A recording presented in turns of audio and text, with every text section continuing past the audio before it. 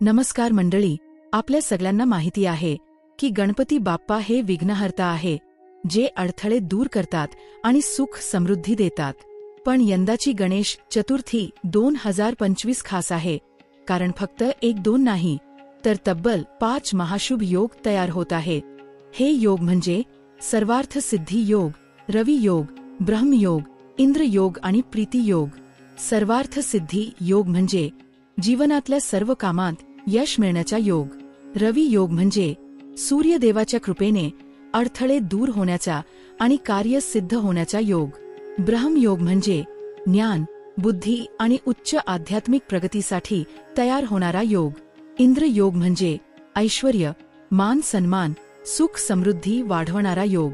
प्रीती योग म्हणजे प्रेम, आपुलकी, नातेसंबंधात गोडवा आणि आनंद देणारा योग. आता या 5 योगांचा फायदा थेट 5 राशींना होणार आहे. कोणत्या आहे त्या राशी, काय बदल होणार आहे त्यांच्या जीवनात, आणि बाप्पा खुश राहावेत म्हणून काय उपाय करावे, ते सगळं आपण आज जाणून घेऊया. पहिली रास आहे मेष रास. गणपती बाप्पा मेष राशीच्या लोकांवर विशेष कृपा करणार आहे. मेष ही अग्नी तत्वाची रास असून तिचं अधिपती ग्रह मंगळ आहे. 2025 मध्ये मंगळाची शुभस्थिती आणि गणेश चतुर्थीच्या काळात ग्रहयोग मेष राशीच्या लोकांना आत्मविश्वास, नवी संधी आणि कुटुंबातील आनंद देणार आहे. त्यामुळे बाप्पाची कृपा विशेष प्रभावी ठरणार आहे. या काळात आत्मविश्वास प्रचंड वाढेल. नवी नोकरी किंवा गुंतवणुकीची संधी मिळेल. व्यापाऱ्यासाठी हा काळ खूप फायदेशीर. घरातील वातावरण उत्साहपूर्ण राहील. छोटासा उपाय करा, फक्त बाप्पाला लाल फुलं आणि मोदक अर्पण करा. ओम गणपत्ये नमः हा जप दररोज करा. दुसरी रास आहे कर्क रास. कारण कर्क राशीवर बाप्पाची विशेष कृपा आहे. या वर्षी चंद्र आणि गुरुची अनुकूलता मिळाल्यामुळे गणपती बाप्पा त्यांना करिअर, पैसा आणि मान सन्मान देणार आहेत.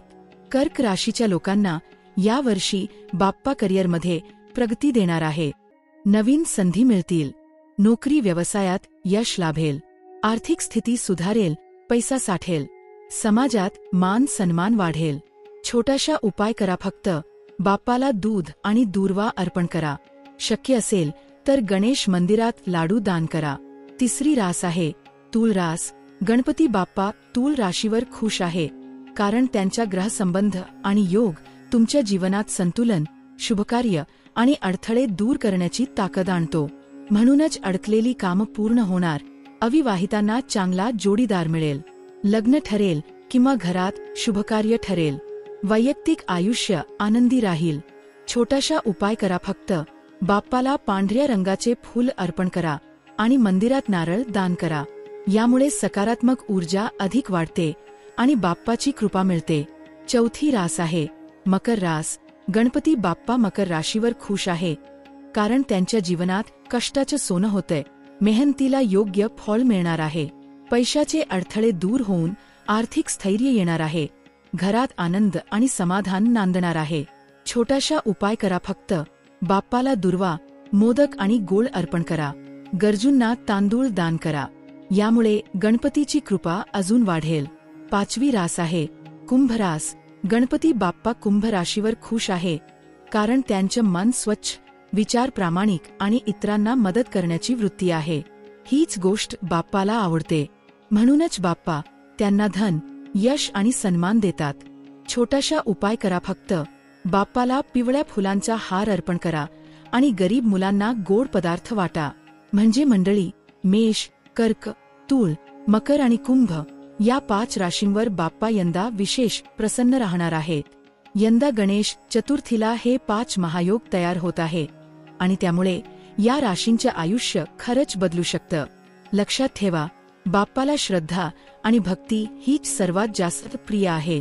आपण भक्तिभावाने बाप्पाची पूजा केली, साधे उपाय केले, तर बाप्पा नक्कीच खुश होतात. गणपती बाप्पा मोरया, मंगलमूर्ती मोरया.